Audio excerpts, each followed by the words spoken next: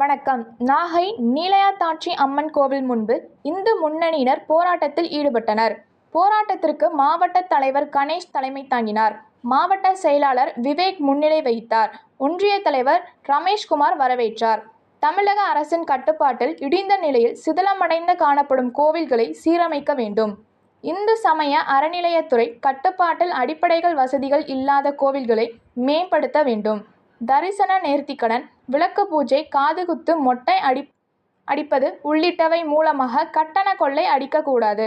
கோவில் சொத்துக்களை பாதுகாக்க வேண்டும். கோவில் சொத்துக்களில் மோசடி செய்தவர்கள் மீது நடவடிக்கை எடுக்க வேண்டும் என்பன உள்ளிட்ட கோரிக்கைகளை வலியுறுத்தி போராட்டத்தில் ஈடுபட்டவர்கள் கோஷங்கள் எழுப்பினர். இதில் தடையை மீறி போராட்டத்தில் ஈடுபட்டதாக இந்து அன்னையர் முன்னணி பொறுப்பாளர் அஸ்விதா உள்பட 25 பேரை போலீசார் கைது செய்து அருகில் உள்ள தனியார் திருமண மண்டபத்தில் தங்க வைத்தனர்.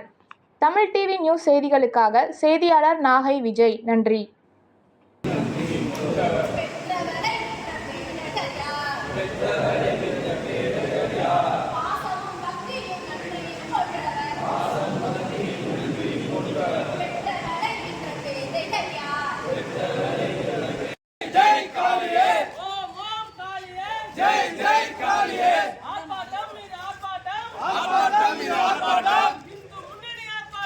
இந்து முன்னணி ஆர்ப்பாட்டம் போராட்டம் இது போராட்டம் இந்து முன்னணி போராட்டம் வெளியேறு வெளியேறு அறநிலையத்துறையே வெளியேறு வெளியேறு வெளியேறு அறநிலையத்துறையே வெளியேறு கோயில் சொத்தை இடிக்கிறார்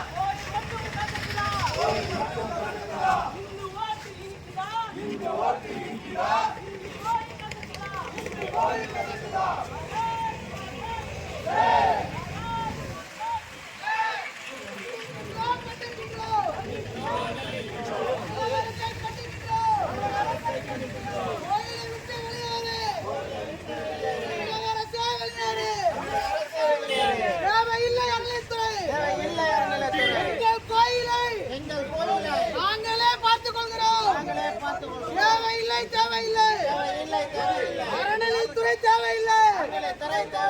கண்டிக்கின்றோம். வெளியேறு வெளியேறு.